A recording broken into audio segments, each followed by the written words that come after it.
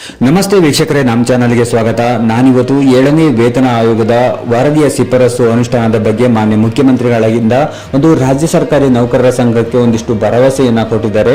So ಯಾವ ರೀತಿಯಾದ ಭರವಸೆಯನ್ನ ಕೊಟ್ಟಿದ್ದಾರೆ, ಹಾಗೆ ನೌಕರರ ಸಂಘಕ್ಕೆ ಬೇರೆ ಬೇರೆ ರೀತಿಯಾಗಿರ್ತಕ್ಕಂಥ ಬೇರೆ ಏನೆಲ್ಲ ಭರವಸೆಗಳು ಇದಾವೆ ಅದನ್ನ ಯಾವ ರೀತಿ ಈಡೇರಿಸ್ತಾರೆ, ಹಾಗೆ ಮುಖ್ಯಮಂತ್ರಿ ಸಿದ್ದರಾಮಯ್ಯನವರು ಒಂದು ರಾಜ್ಯ ಸರ್ಕಾರಿ ನೌಕರರ ಜೊತೆ ಯಾವ ರೀತಿ ಒಂದು ಒಡನಾಟವನ್ನ ಹೊಂದಿದ್ದು, ಹಾಗೆ ಯಾವ ರೀತಿ ಅವರ ಭರವಸೆಯನ್ನ ಈಡೇರಿಸ್ತಾರೆ ಅನ್ನುವಂಥದ್ರ ಬಗ್ಗೆ ಮುಂದಿನ ದಿನಗಳಲ್ಲಿ ತಿಳ್ಕೊಳ್ತಾ ಹೋಗ್ಬೋದು. ಸೊ ಹಾಗಾದ್ರೆ ಈ ಒಂದು ಪ್ರಕಟಣೆಯಲ್ಲಿ ಏನೆಲ್ಲ ಮಾಹಿತಿಯನ್ನ ತಿಳಿಸಿದ್ದಾರೆ, ಹಾಗೆ ಈ ಒಂದು ಕರ್ನಾಟಕ ರಾಜ್ಯ ಸರ್ಕಾರಿ ನೌಕರರ ಸಂಘದಿಂದ ಹೊರಡಿಸಿರುವಂತಹ ಒಂದು ಪ್ರಕಟಣೆ, ಇದರಲ್ಲಿ ಏನೆಲ್ಲ ಇದೆ ಮಾಹಿತಿ ಅನ್ನೋದ್ರ ಬಗ್ಗೆ ನಿಮಗೆ ಕಂಪ್ಲೀಟ್ ಇನ್ಫಾರ್ಮೇಶನ್ ಅನ್ನು ತಿಳಿಸ್ಕೊಡ್ತಾ ಹೋಗ್ತೀನಿ.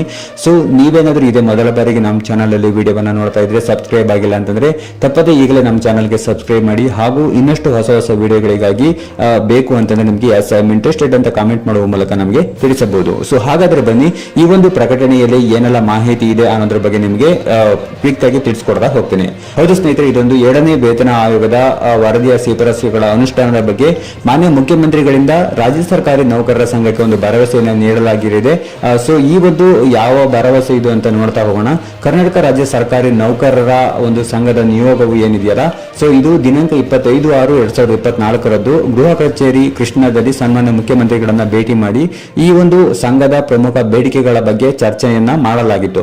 ಈ ಒಂದು ಪ್ರಕಟಣೆಯಿಂದ ಮಾನ್ಯ ಮುಖ್ಯಮಂತ್ರಿಗಳೊಂದಿಗೆ ಚರ್ಚಿಸಲಾದ ಪ್ರಮುಖ ವಿಷಯಗಳು ಏನು, ಪ್ರಮುಖ ಅಂಶಗಳು ಏನು ಅಂತ ನೋಡ್ತಾ ಹೋಗೋದಾದ್ರೆ, ದಿನಾಂಕ 25/2/2024 ರಾಜ್ಯ ಮಟ್ಟದ ಸಮ್ಮೇಳನದ ಸಂದರ್ಭದಲ್ಲಿ 7ನೇ ವೇತನ ಆಯೋಗವು ವರದಿ ನೀಡಿದ ತಕ್ಷಣ ಅನುಷ್ಠಾನಗೊಳಿಸುವಂತಹ ಭರವಸೆಯನ್ನ ನೀಡಿದ್ದನ್ನ ಮುಖ್ಯಮಂತ್ರಿಗಳ ಗಮನಕ್ಕೆ ತರಲಾಯಿತು. ಅಷ್ಟೇ ಅಲ್ಲದೆ ಇನ್ನ ದಿನಾಂಕ 19/11/2022 ರಂದು ಏನು ಒಂದು 7ನೇ ವೇತನ ಆಯೋಗವನ್ನ ರಚನೆಗಾಗಿ ದಿನಾಂಕ 16/3/2024 ವರದಿಯನ್ನ ಸರ್ಕಾರಕ್ಕೆ ಏನು ಸಲ್ಲಿಸಿತ್ತು. ಸುಮಾರು 3 ತಿಂಗಳಾದ್ರೂ ವರದಿಯ ಯಾವುದೇ ಶಿಫಾರಸುಗಳನ್ನು ಇದುವರೆಗೂ ಜಾರಿಗೊಳಿಸಿರುವುದಿಲ್ಲ. ಇದರ ಬಗ್ಗೆ ಕೂಡ ಚರ್ಚೆ ನಡೆಸಲಾಯಿತು.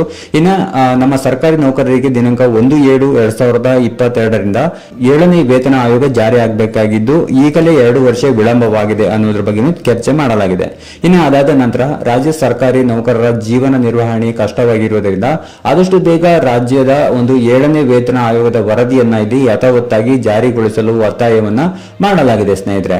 ಇನ್ನು ನೂತನ ಪಿಂಚಣಿ ಯೋಜನೆಯನ್ನ ರದ್ದುಪಡಿಸಿ ಹಳೆ ಪಿಂಚಣಿ ಯೋಜನೆಯನ್ನ ಮರುಸ್ಥಾಪಿಸಿರುವಂತಹ ಸಮಿತಿಯನ್ನ ವರದಿಯ ಪಡೆದು ಹಳೆ ಪಿಂಚಣಿ ಯೋಜನೆಯನ್ನ ಇಲ್ಲಿ ಜಾರಿಗೊಳಿಸುವುದು, ಇದರ ಬಗ್ಗೆಯೂ ಕೂಡ ಚರ್ಚೆ ನಡೆಸಲಾಗಿದೆ. ಇನ್ನು ರಾಜ್ಯ ಸರ್ಕಾರಿ ನೌಕರರು ಹಾಗೆ ಅವಲಂಬಿತರಿಗೆ ನಗದು ರಹಿತ ವೈದ್ಯಕೀಯ ಚಿಕಿತ್ಸೆ ನೀಡುವಂತಹ ಕರ್ನಾಟಕ ಆರೋಗ್ಯ ಸಂಜೀವಿನಿ ಯೋಜನೆ ಇದೆಯಲ್ಲ, ಇದನ್ನ ಅನುಷ್ಠಾನದ ಬಗ್ಗೆ ಒಂದು ಸಹ ಮಾನ್ಯ ಮುಖ್ಯಮಂತ್ರಿಗಳೊಂದಿಗೆ ಇಲ್ಲಿ ಅವರಿಗೆ ಮನವರಿಕೆಯನ್ನ ಮಾಡಲಾಯಿತು ಅನ್ನುವಂಥದ್ರ ಬಗ್ಗೆ ಈ ಒಂದು ಪ್ರಕಟಣೆಯಲ್ಲಿ ತಿಳಿಸಲಾಗಿದೆ ಸ್ನೇಹಿತರೆ. ಸೊ ಇದಿಷ್ಟು ಈ ಒಂದು ಪ್ರಕಟಣೆಯಲ್ಲಿ ತಿಳಿಸಲಾಗಿರುವಂತಹ ಮಾಹಿತಿ. ಮುಂದಿನ ದಿನಗಳಲ್ಲಿ ಈ ಎಲ್ಲವನ್ನ ಗಮನದಲ್ಲಿ ಇಟ್ಟುಕೊಂಡು ಮಾನ್ಯ ಮುಖ್ಯಮಂತ್ರಿಗಳು ಮುಂದಿನ ದಿನಗಳಲ್ಲಿ 7ನೇ ವೇತನ ಆಯೋಗದ ಬಗ್ಗೆ ಯಾವ ರೀತಿ ಕ್ರಮಗಳನ್ನ ತೆಗೆದುಕೊಳ್ತಾರೆ, ಹಾಗೆ ಯಾವಾಗ ಅನುಷ್ಠಾನವನ್ನ ಮಾಡ್ತಾರೆ ಅನ್ನೋದ್ರ ಬಗ್ಗೆ ನಾವು ನೋಡಬೇಕಾಗಿದೆ ಸ್ನೇಹಿತರೆ. ಸೊ ಇದೇ ರೀತಿ ಇನ್ನಷ್ಟು ಹೊಸ ಹೊಸ ವಿಡಿಯೋಗಳಿಗಾಗಿ ನಮ್ಮ ಚಾನಲ್ಗೆ ಸಬ್ಸ್ಕ್ರೈಬ್ ಮಾಡಿ. ಈ ವಿಡಿಯೋ ನಿಮಗೆ ಇಷ್ಟ ಆದರೆ ಲೈಕ್ ಮಾಡಿ. Thank you for watching.